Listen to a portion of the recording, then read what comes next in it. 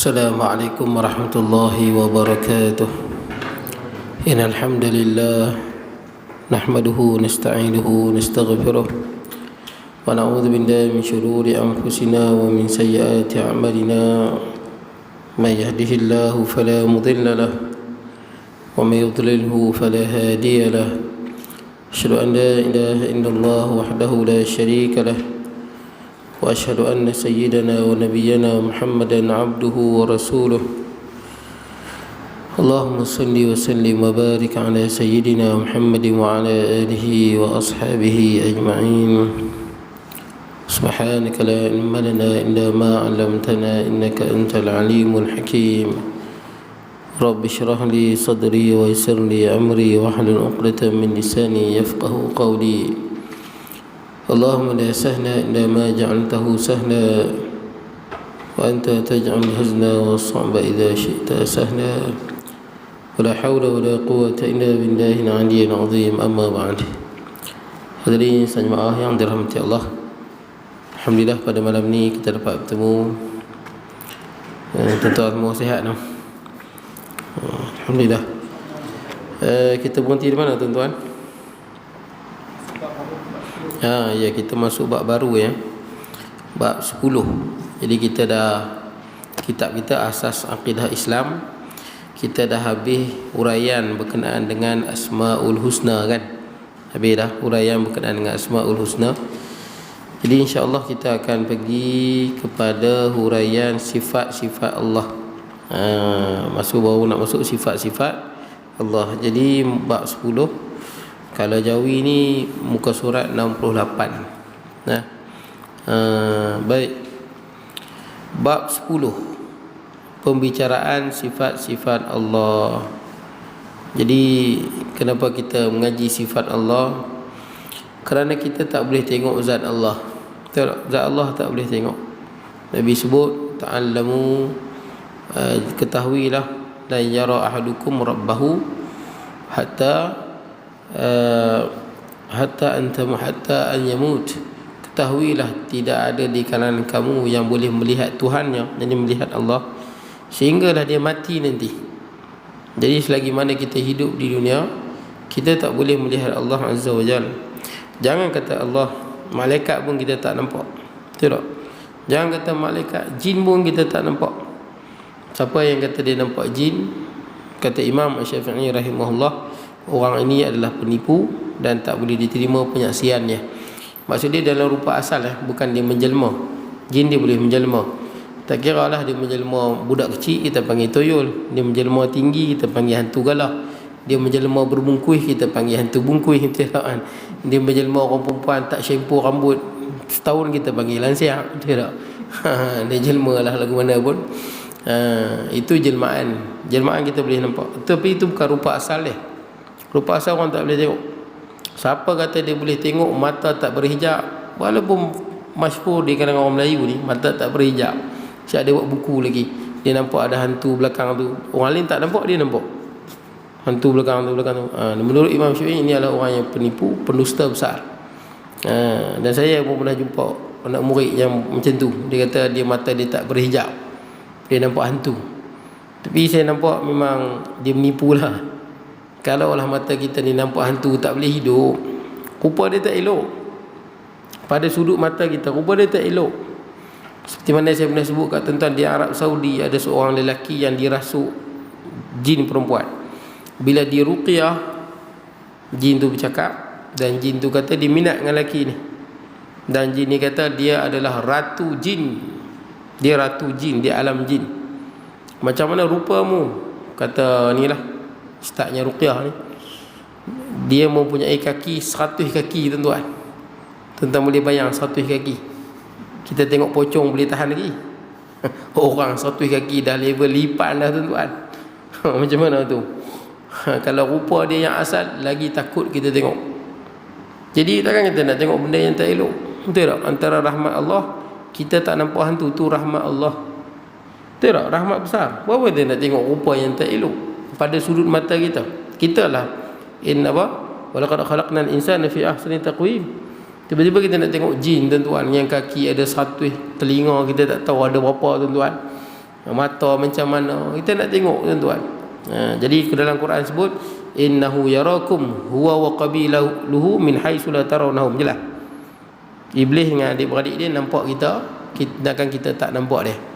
Tapi adalah ustaz perubatan Islam, dia kata mungkin kalau ada saka dalam badan, saka tu nampak, dia nampak. Tak apalah, tentu ada pandangan, tapi hukum asalnya memang tak nampak. Nah, kalau menjelma lain, kita tak nafi dia boleh menjelma kan, kita nampak. Kalau asal dia memang tak nampak.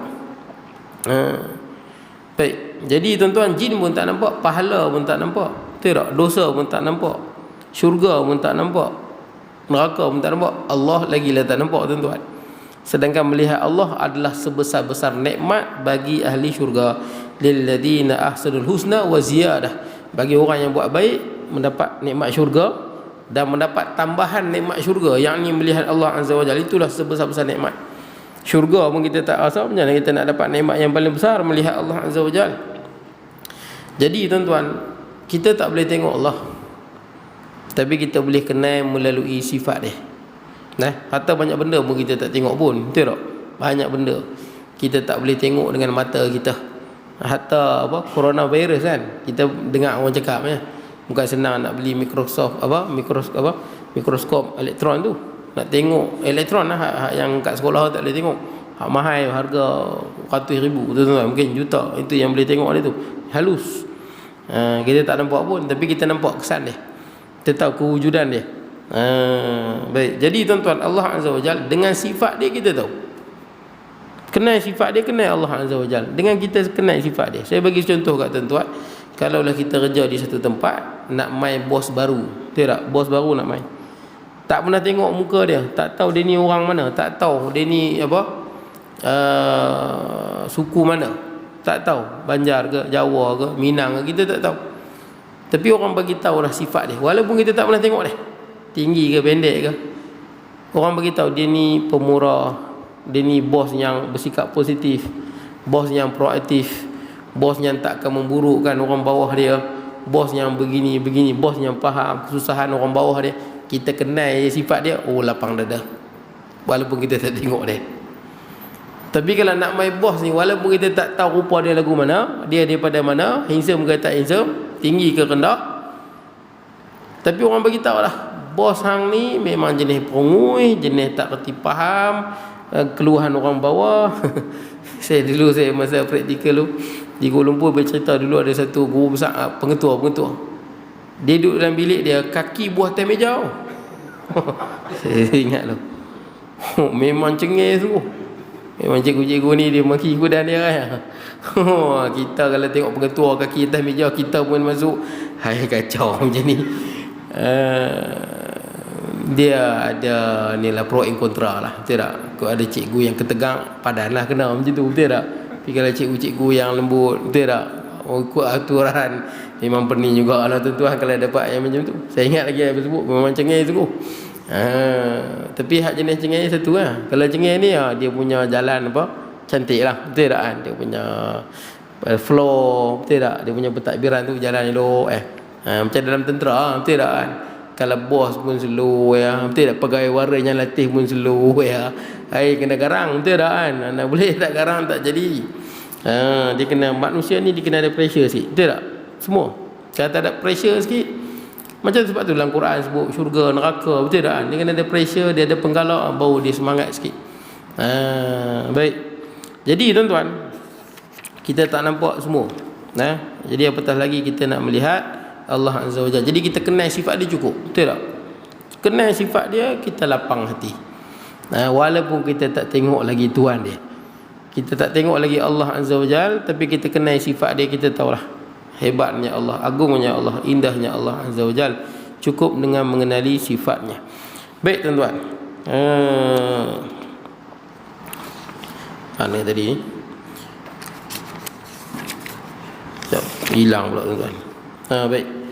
Qala musannifu rahimahullahu taala wa nafa'na bi ulumi fid darain. Sifat-sifat Allah. Sifat ni sesuatu yang berdiri pada zat. Dia tak boleh berdiri sendiri.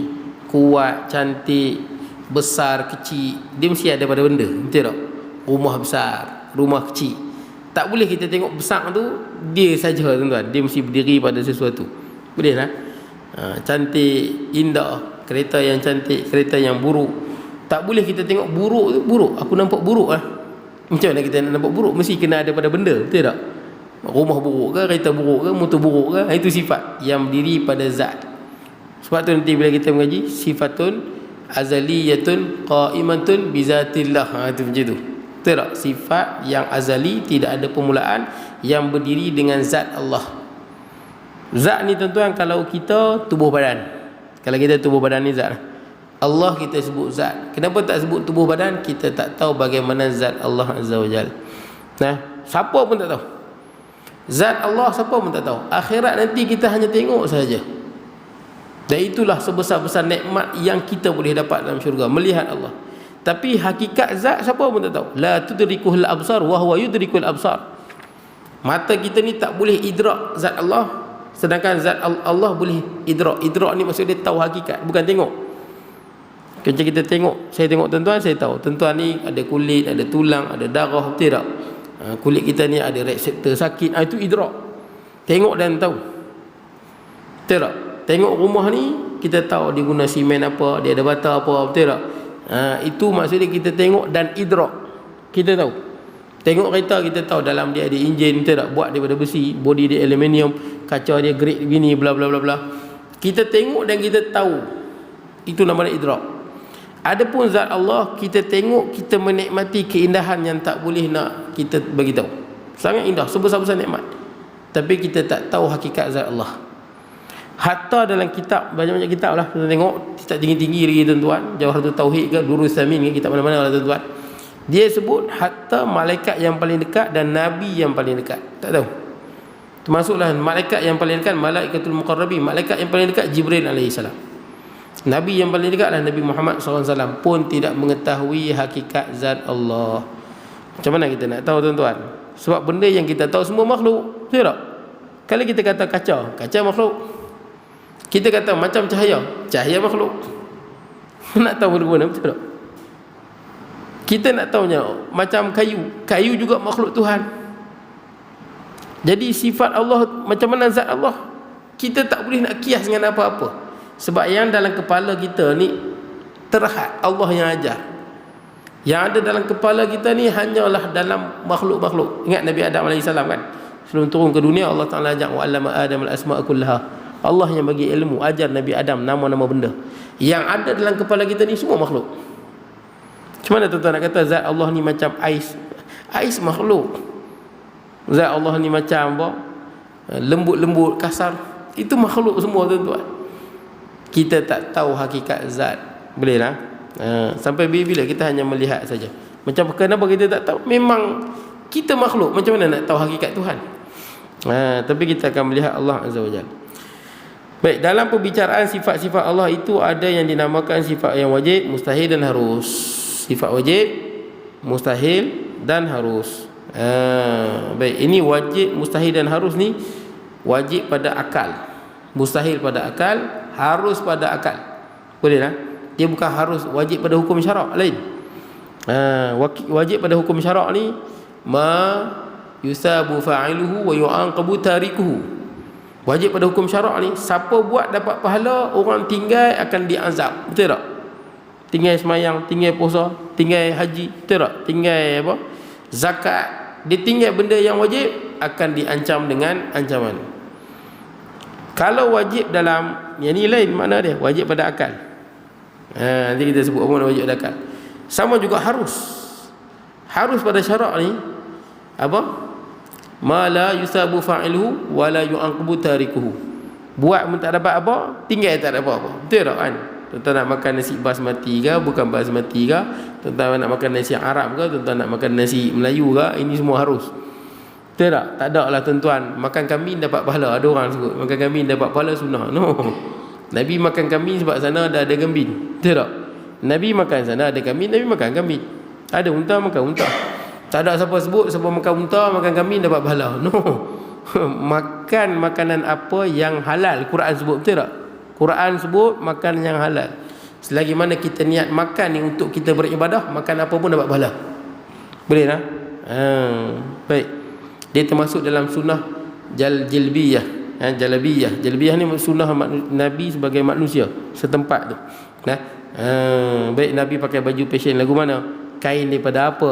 Nabi pakai kan. Itu bukanlah sunnah yang mendapat pahala. Sunnah ghairi tasyri'iyah, yang bukan disyariatkan. Baik. Jadi tuan-tuan,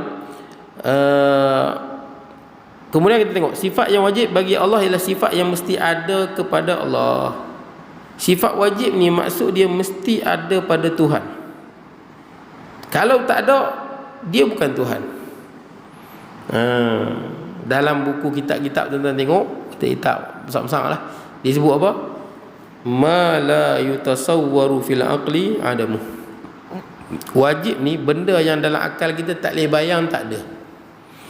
Contohnya Allah Ta'ala wajib berkuasa. Betul tak? Kalau Allah Ta'ala tak berkuasa, bagaimana Allah menjadikan langit dan bumi? Nampak? Tak boleh terima kan? Dia mesti ada pada Allah. Kalau Allah Ta'ala tak berkuasa, langit dan bumi tak ada. Sedangkan langit dan bumi ada. Betul tak? Ini bukti Allah Maha berkuasa. Tidak, bagaimana boleh ada langit dan bumi? Dan tuan-tuan tahu kan, langit dan bumi ni memang diciptakan. Saya sebut kat tuan-tuan aku sebelum ni. Dulu tuan-tuan, saintis pada tahun 18, 17, kebanyakan saintis mengatakan bumi ni adalah static universe. Static universe ni maksud dia satu longgokan, satu himpunan material yang azaliyun abadiyun. Ini pegangan saintis dulu, ratusan tahun. Langit dan bumi adalah longgokan, himpunan material-material, berbagai-bagai benda yang azali, tidak ada permulaan dan tidak ada perakhiran. Yang mati ni kita. Bumi dia tak ada permulaan dan dia tidak ada perakhiran. Ni pegangan saintis lama, ratusan tahun. Kenapa saintis pegang lagu tu? Static universe, alam semesta yang statik, tak berubah, mabniyun, kekal, azaliyun abadiyun. Sebab kata saintis dulu, tak ada bukti alam ni ada orang buat, dan tak ada bukti alam ni akan hancur. Itu pegangan dia. Jadi kita nak jawab lagu mana tuan-tuan? Kalau kita hidup pada zaman 18, 17, nak jawab lagu mana? Apa bukti kita yang alam ni ada orang buat? Apa bukti kita yang apa? Matahari ada orang buat. Apa bukti kita alam ni akan musnah? Kita tak ada bukti secara saintifik. Jadi alam tak ada permulaan, tidak ada perakhiran. Yang duk mati ni orang. Pergi mati, tak nak. Tapi tuan-tuan, kepercayaan ni telah pun dibuang di dalam tong sampah. Tidak ada lagi orang percaya tuan-tuan. Dan menjadi satu fakta, bukan teori ya, satu fakta, alam ada permulaan. Ini fakta lah tuan-tuan. Tuan-tuan tengoklah National Geographic ke, Discovery Channel ke, semua sebut alam ada permulaan. Umur bumi 4.5 bilion tahun. Umur bumi 4.5 bilion tahun. Umur matahari 4.5 bilion tahun. Apa bukti? Itu dah ada bukti tuan-tuan lah. Sebab mereka adalah kira. Pertama mereka tengok tentang Edwin Hubble tu. Panjang cerita lah tuan-tuan. Mereka tengok pergerakan planet saling menjauhi. Dalam kiraan fizik, rupanya semua planet ni bila dia dikira balik, dia under balik, dia ke belakang balik, rupanya daripada satu titik, kemudian berpisah, dipanggil Big Bang kan. Ada kiraan fizik dia tu. Itu menjadi fakta dia tu, bukan teori dia tu. Maksud dia semua alam ni daripada satu titik, kemudian dia berkembang. Dan dalam Quran pun sebut, walam yaral ladina kafaru anna as-samawati wal arda kanata ratqan fafataqnahuma. Tidakkah orang kafir tengok bahwasanya langit dan bumi dahulu adalah satu benda yang berpadu. Langit bumi satu benda yang berpadu. Fafataqnahuma, kamilah yang pisah-pisahkan. Sebiji macam teori Big Bang tuan-tuan. Alam semesta ni tuan-tuan, bila kita reverse balik, kita undur balik, dia ni asalnya daripada satu titik. Kemudian Allah Ta'ala keluarkan dia. Allah Ta'ala sebarkan dia dalam keadaan tersusun dan indah dan sangat cantik tuan-tuan. Itu fakta tuan-tuan. Jadi alam ada permulaan. Kemudian alam ni pula dia sentiasa berkembang. Planet saling menjauhi antara satu sama lain. Quran pun sebut was-samaa banainaha biaidi wa inna lamusiun. Langit kami jadikan dengan kekuatan kami, dan kamilah yang melebar luaskan. Langit berkembang. Kita tak jumpa hujung dia lagi. Tapi faktanya langit, bumi ada permulaan, matahari ada permulaan. Jelas kan? Ini fakta lah. Cumanya orang yang tak beriman, ateis, dia berkata jadi sendiri. Itu dia kata semula jadi tu. Semula jadi maksud dia jadi sendiri. Semula jadi. Itu yang dia tak dapat terima. Alam ada pencipta, tak dapat terima. Sedangkan kita logik akal, macam mana boleh ada langit bumi kalau tak ada Tuhan? Betul tuan-tuan? Tuan-tuan pergi Kuala Lumpur, duduk setahun, balik-balik ke Jalan Gula ni tuan-tuan, tengok sebelah rumah tuan-tuan ada banglo sebiji, banglo 5 tingkat, ada swimming pool, ada Ferrari 5 biji. Hebat tuan-tuan. Tuan-tuan akan kata apa? Tengok sebelah rumah tuan-tuan, tuan-tuan akan kata apa? Bila tuan-tuan tengok hebat, tuan-tuan akan kata apa? Siapa punya? Takkanlah kita dengan akal yang sama bila tengok langit bumi, siapa yang buat, siapa pemilik langit bumi ni, takkan tak terfikir? Betul tak tuan-tuan? Takkan tak terfikir? Hatta semudah yang tuan-tuan main masjid, tengok ada handset atas meja ni, betul tak? Handset iPhone 3 Plus, betul tak? 13 tu kan, 5 yang lain nak keluar 14 dah kot. Dia 3 kamera. Lepas ni saya tak tahu, mungkin kamera penuh belakang ni kot. Tuan-tuan tengok ni handset mahal ni 5,000 lebih. First tuan-tuan tengok, tuan-tuan akan kata apa? Siapa tinggal? Betul tak? Walaupun sekecil handset, tuan-tuan akan fikir takkanlah sedangkan handset, motor apa semua ni tuan-tuan, nak dibandingkan dengan sistem badan manusia tak boleh banding, lagi kompleks. Sistem badan haiwan lagi kompleks. Dalam Quran sebut jin dan manusia tak boleh buat walaupun lalat. Betul tak? Walau istama'u lah. Lalat kita tak boleh buat. Tak boleh buat lalat. Lalat sayap tu satu saat 500 kali dia 500 kali. Jarang kita jumpa mesin yang macam tu tuan-tuan. Satu saat 500 kali dia kepak. Tu yang dia bunyi kuat tu. Kita tak boleh buat lalat. Betul tak? Tak ada bateri dalam dia, tapi dia hidup. Tak ada bateri dalam lalat, tak ada, dia hidup dia. Quran sebut lalat kita tak boleh buat. Handset ni nak banding dengan lalat, bukan. Hatta kita buat handset, kita buat kereta, kita ambil daripada alam semula jadi, kita olahkan, betul tak? Ni semua pada alam semula jadi, betul tak kan? Mana boleh pada tak ada kepada ada, kita ambil pada alam, betul tak? Ambil pada alam, ambil besi lah, ambil ni lah, betul tak kan? Kita kumpul-kumpul dengan akal yang Allah bagi, jadilah handset, jadilah kereta tuan-tuan. Daripada ada kepada ada, betul tak? Bukan daripada tiada kepada ada. Baik tuan-tuan, jadi tuan-tuan, alam ada pencipta. Jadi bila alam ada permulaan, ini pegangan seluruh manusia. Kalau siapa kata alam tak ada permulaan, jadi orang ketinggalan zaman lah tuan-tuan. Alam ada permulaan 4.5 bilion tahun yang dahulu. Jadi bila ada permulaan, mesti ada yang cipta. Dan pencipta ni wajib berkuasa. Wajib pada akal tuan-tuan. Wajib pada akal. Maksudnya akal tak boleh bayang pencipta langit dan bumi ni tak berkuasa. Tak boleh bayang. Hatta kalau kita balik rumah kita, saya bagi tahu yang banglo tadi kan, 5 tingkat, ada lift, ada Ferrari apa semua, tuan-tuan mesti tahu ni orang yang kaya. Betul tak? Orang yang berkuasa pada kedudukan dia. Mesti kita tanya, ni rumah siapa lah. Katakanlah seluruh Jalan Gula ni bagi tahu tuan-tuan, hang tahu tak, rumah ni sebenarnya kami tidur satu malam, pagi esok kami bangun tengok-tengok ada lah, dengan swimming poolnya, dengan Ferrarinya, dengan rumah 5 tingkatnya. Seluruh kampung ni bagi tahu tuan-tuan. Tuan-tuan percaya ke susah nak percaya? Susah. Dia tak kan? Saya tak tahu kot tuan-tuan percaya. Tuan-tuan percaya, tak tahu macam mana tuan-tuan. Susah nak percaya. Macam mana tiba-tiba boleh ada tuan-tuan? Mesti orang yang buat. Mesti ada yang buat, betul tak? Orang yang pandai, orang yang bijak. Bukan senang nak buat. Baik. Jadi tuan-tuan, bila dah ada langit bumi, wajib pencipta dia berkuasa. Kalau tidak, tidak ada langit dan bumi. Wajib pada akal lah. Kita tak boleh bayang tiada.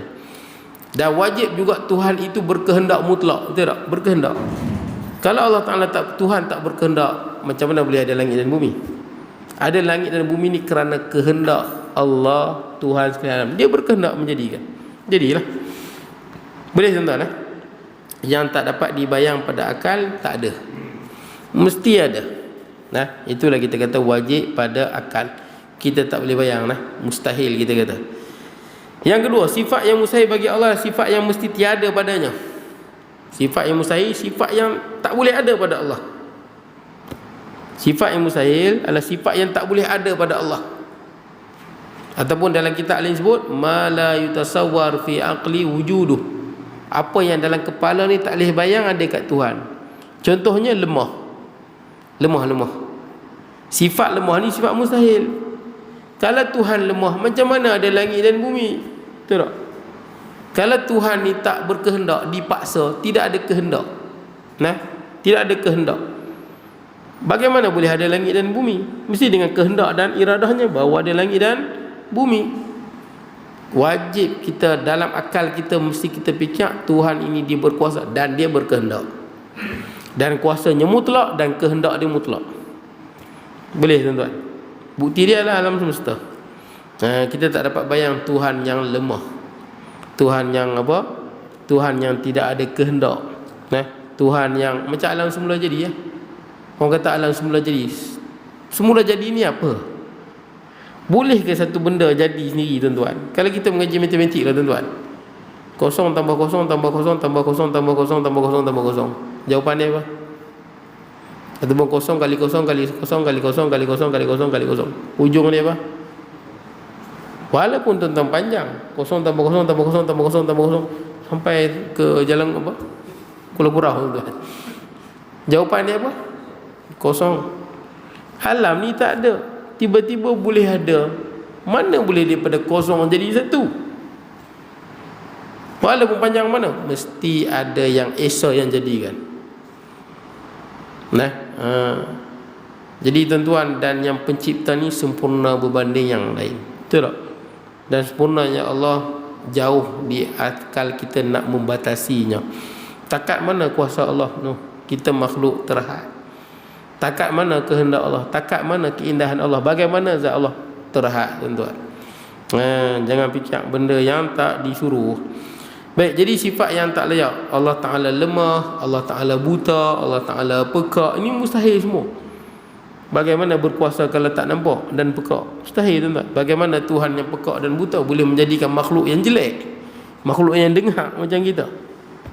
Malah kita punya mata ni tak kuat pun kalau banding dengan haiwan lain, betul tak? Haiwan lain malam pun nampak tuan-tuan. Telinga kita ni tuan-tuan nak banding dengan haiwan lain tuan-tuan, haiwan lain lebih kuat. Kadang berbatu-batu boleh dengar telinga dia.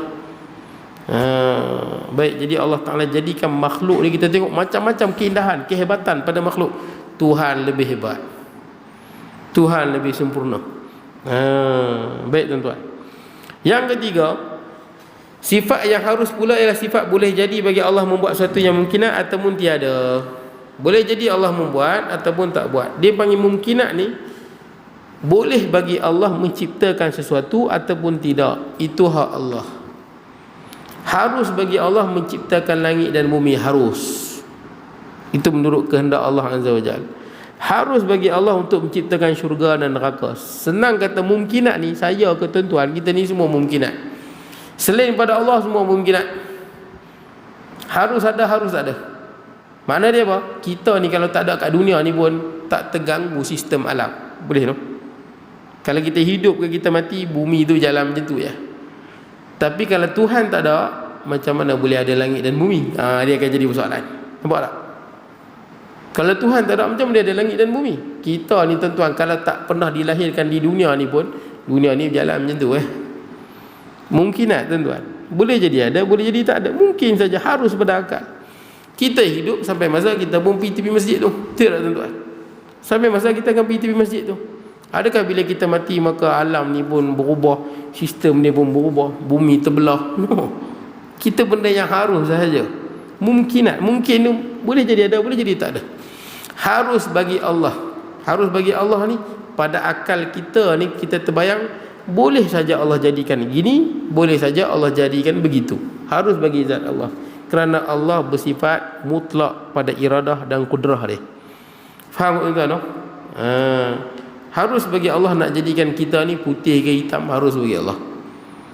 Harus bagi Allah nak jadikan si fulan ni kaya ke ataupun si fulan ni miskin ke, harus bagi Allah. Pasal apa harus bagi Allah? Pada akal kita Allah berkuasa dan berkehendak mutlak, dan harus bagi Allah menjadikan apa-apa saja dengan kehendak dan iradah saja. Boleh tuan-tuan? Mungkinat. Sebab tu kita mati, sampai masa kita pun akan mati, bumi tu berjalan macam itulah tuan-tuan. Baik. Itu adalah sifat yang harus bagi Allah. Baik, pembahagian sifat yang wajib, kita tengok pembahagian sifat yang wajib. Ada lagi 5 minit. Sifat yang wajib bagi Allah itu terbahagi kepada 4 bahagian. Sifat yang wajib bagi Allah ada 4 bahagian. Ini semua tuan-tuan perbahasan falsafah tuan-tuan. Tapi falsafah di sini tuan-tuan, kita menyusun satu pola pemikiran yang tersusun berdasarkan Quran dan hadis untuk mengenal Allah Azza wa Jalla. Guna akal tuan-tuan. Tu ulama susun ni. Bila sebut falsafah ni tuan-tuan, pola pemikiran tuan-tuan. Pola pemikiran, pola pertuturan, pola ungkapan-ungkapan yang mudah difahami untuk kita mengenal Tuhan. Tu ulama karang kitab tu. Tapi hujung dia berdasarkan Quran dan hadis. Baik tuan-tuan, kita tengok pertama sifat nafsiyah, iaitu sifat yang menunjukkan makna sifat itu sahaja dan tidak ada makna yang lain daripadanya.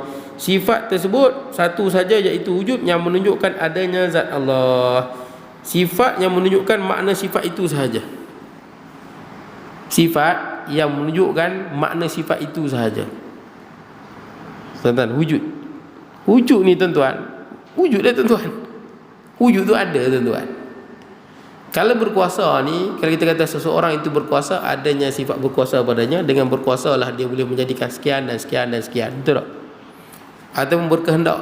Berkehendak ada pada seorang, dengan berkehendak ni dia ada takluk dia. Betul tak kan? Allah menjadikan begini, begini dan begini. Sama juga kita melihat. Betul tak? Dengan sifat melihat kita ni, kita boleh tengok ni, tengok tu, tengok ni, tengok ni. Betul tak? Pendengaran. Dengan pendengaran kita ni, kita boleh dengar sekian, sekian dan sekian. Tapi wujud ni bukan begitu. Dia menunjukkan pada makna tu saja. Wujud maksud dia ada. Makna dia ada. Sebab tu benarnya dia ada khilaf di kalangan ulama. Adakah wujud ni sifat ke bukan sifat? Khilaf tu. Ada yang kata wujud bukan sifat. Wujud tu zat tu sendiri. Zat-zat. Macam mana meja ni tuan-tuan? Meja ni ada ke tak ada? Ada ke tak ada? Ada kan? Ada tu mana? Ada tu mana? Meja ni betul tak tuan-tuan? Tuan-tuan jelas Kalau orang kita kata mata dia celek, celek tu kita nampak. Betul tak? Dia nampak. Betul tak? Dia ada kesan dia tu.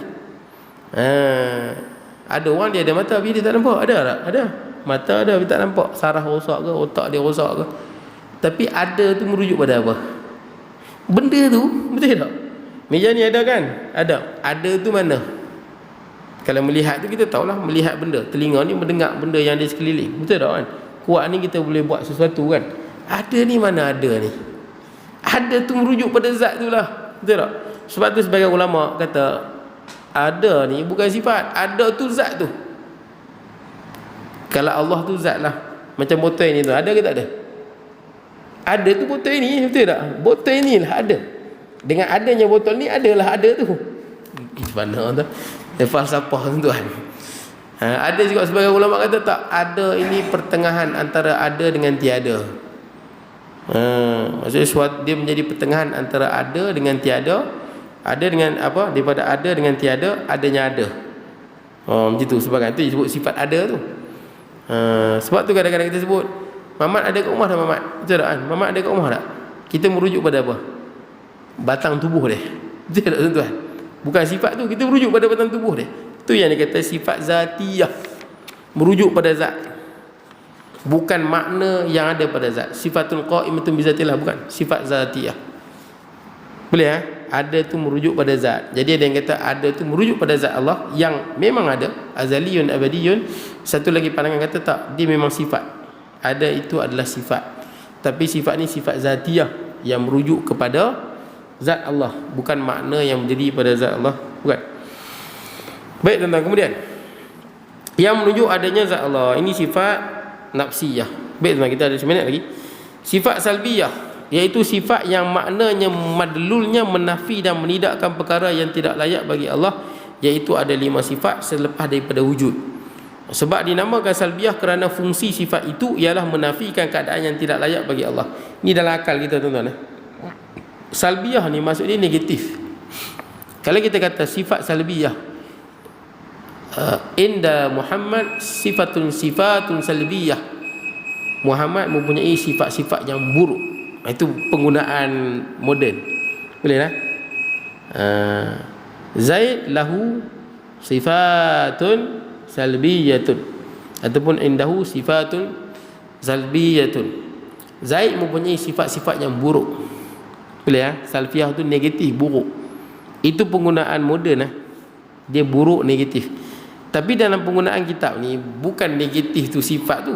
Sifat tu fungsi dia menafikan, menegatifkan sifat-sifat yang tak layak bagi Allah. Si fungsi sifat itu menafikan perkara yang tidak layak bagi Allah. Boleh tak? Itu salbi tu. Salbi ni maksud dia menegatifkan, dia menafikan, membersihkan zat Allah daripada sifat-sifat yang tak layak. Yang itulah yang 5 tu. Apa dia? Wujud, qidam, baqa', mukhalafatul hawadis, wahdaniyah, qiyamuhu bi nafsih. 5 ni kan. Okey, nanti kita bincang tuan. Saya habiskan tuan sikit lagi. Sifat ma'ni iaitu sifat yang menunjukkan ada suatu makna, nampak, yang berdiri pada zat Allah, iaitu ada 7 sifat daripada qudrah sehingga sifat kalam. Makna tuan-tuan. Nah, makna yang berdiri pada zat Allah. Maksud dia macam saya bagi contoh mudah. Kita tuan-tuan, Allah bukan bandingan tuan-tuan. Kalau kita lah, kalau saya kata abang ada sifat melihat, ada makna pada abang. Makna dia apa? Abang ada sifat yang mana abang boleh melihat benda sekeliling. Nampak tak? Dia bukan macam wujud tadi tu. Wujud tu merujuk pada ada zat tu, bukan yang lain. Tapi kalau saya kata kat abang, abang ada sifat melihat, dia merujuk pada abang ada satu makna. Makna apa? Makna abang ada kemampuan dengan sifat melihat itu untuk melihat yang ada di sekeliling. Ta'aluk dia yang sekeliling ni lah. Saya kata abang ada sifat mendengar. Betul tak? Sifat mendengar, dia ada makna tu, betul tak? Bila kita sebut abang ada sifat mendengar, kita tahu abang boleh mendengar perkara yang ada di sekeliling. Itu yang kita makna tu. Makna yang berdiri pada zat, bukan semata-mata zat macam wujud tadi tu. Contoh yang lain tuan-tuan, saya sebut abang ada sifat kuat. Sifat kuat. Bila sebut sifat kuat ni, ada makna tak yang kita faham? Ada tak? Bila sebut abang kuat, makna dia apa? Fizikal kuat. Boleh angkat beras, boleh angkat padi, boleh buat apa? Boleh angkat lori tuan-tuan. Nampak? Dia ada makna yang kita faham. Kalau saya kata wujud, dia bukan merujuk pada makna, dia merujuk pada zat tu. Faham tak tuan-tuan? No? Botol ni ada merujuk pada apa? Botol ni boleh lah, merujuk pada botol ni. Tapi kalau saya kata botol ni cantik, nampak tak? Dia merujuk kepada makna yang ada di botol ni. Faham tak tuan-tuan ni? Boleh tak? No? Botol ni ringan, betul tak? Dia makna yang ada di botol ni. Kita tahu botol ni ringan, kita faham ringan, tahu ringan, senang nak angkat. Itu makna yang kita faham tu. Boleh lah? Dia faham tak? No? Falsafah ni tuan-tuan, tak apa pun tu. Yang penting kita tahu sebut Allah Ta'ala Maha Berkuasa, kita tahu dengan kuasanya Allah ada makna tu, menjadikan sekian, sekian dan sekian. Allah Ta'ala berkehendak, ada makna dengan kehendak Allah, jadikan sekian, sekian, sekian. Allah Ta'ala Maha Kaya, tidak seluruh yang ada di langit di bumi ni milik Allah Azza wa Jalla. Ada makna yang berdiri pada zat. Okay, tuan? Ada 7 sifat sampailah sifat kalam. Saya habiskan sifat maknawiyah, iaitu sifat yang menunjukkan ada suatu keadaan yang Allah ni merujuk pada keadaan, hal-hal, pada hal yang Allah itu wajib berkuasa setelah ada baginya berkuasa. Sifat ini merupakan hal bagi sifat Allah itu, hal bagi sifat Allah. Iaitulah 7 sifat ma'ani dahulu kerana dipandang dari segi halnya seperti kaunu qadiran sehingga kaunuhu mutakalliman. Dia begini tuan-tuan. Menurut Maturidiyah, dia ada 2 aliran sunangan, Asy'ariyah, Maturidiyah. Kalau ikut Asy'ariyah, sifat Allah hanya 13. Dia tak kira kaunuhu. Dengan adanya Allah sifat qudrah, maka keadaan Allah bersifat berkuasa. Boleh ya? Itu pegangan Asy'ariyah. Dengan Allah Ta'ala bersifat dengan bersifat kehendak. Ini falsafah tuan-tuan, saya cuba ringkas sajalah. Bila Allah Ta'ala ada sifat iradah, maka hal keadaan Allah berkehendak. Boleh ya? Contoh yang lain, dengan adanya sifat Allah Ta'ala ini apa? Mendengar. Allah Ta'ala ada sifat mendengar, maka hal keadaan Allah, Allah mendengar. Dia hal tuan-tuan, keadaan-keadaan. Contoh kalau kita nak bagi faham lah, contoh kita ada sifat mendengar. Ini kalau kita tuan-tuan, walillahil masalul a'la, bagi Allah contoh yang tinggi. Kita ada sifat mendengar, tapi masa kita ghalib, tahu ghalib? Ghalib, kita tak dengar orang cakap apa-apa sebelah. Tak, masa kita ghalib kan, ghalib. Kita ada sifat melihat, Betul tak? Kita ada kan sifat melihat, tapi tak sama dengan Allah. Allah Ta'ala azaliyatun abadiyatun, tidak ada permulaan, tidak ada perakhiran dan paling sempurna.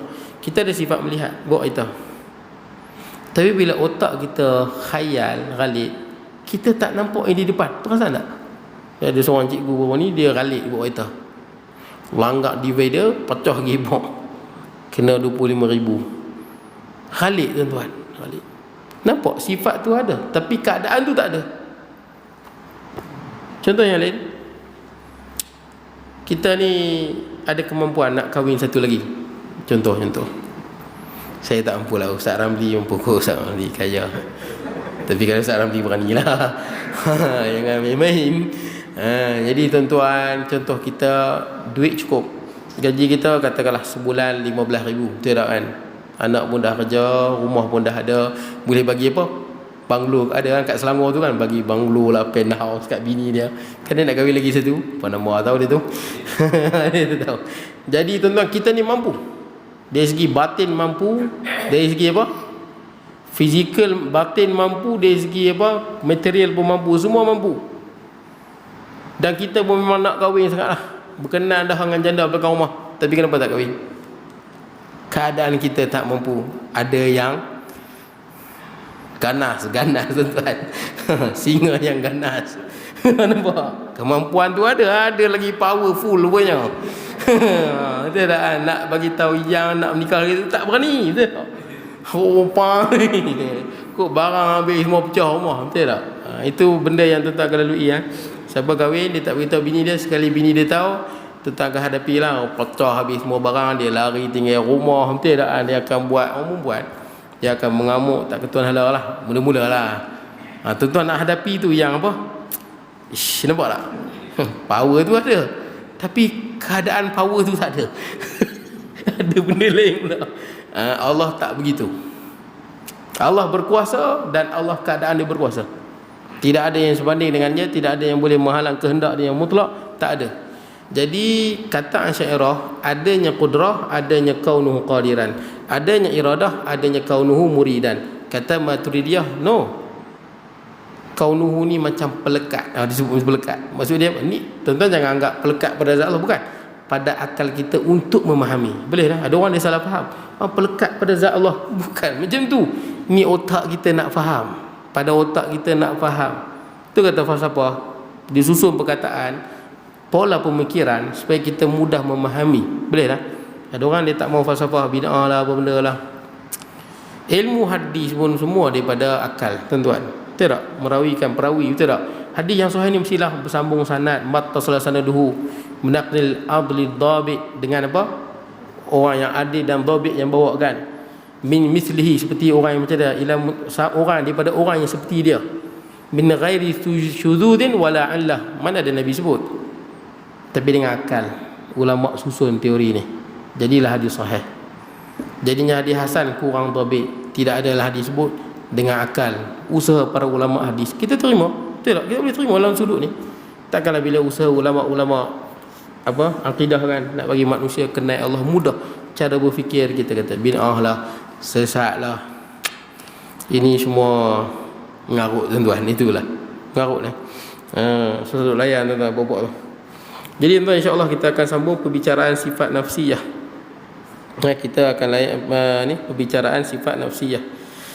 Bismillahirrahmanirrahim. Allahumma ja'al jam'ana hadha jam'an marhuma wa tafarruqana ba'di tafarruqan ma'suma wa la taj'al minna syaqiyyan wa la mahruma wa la matruda wa sallallahu nabiyina Muhammad wa ala alihi wa sahbihi wa baraka wa sallam. Alhamdulillah rabbil alamin.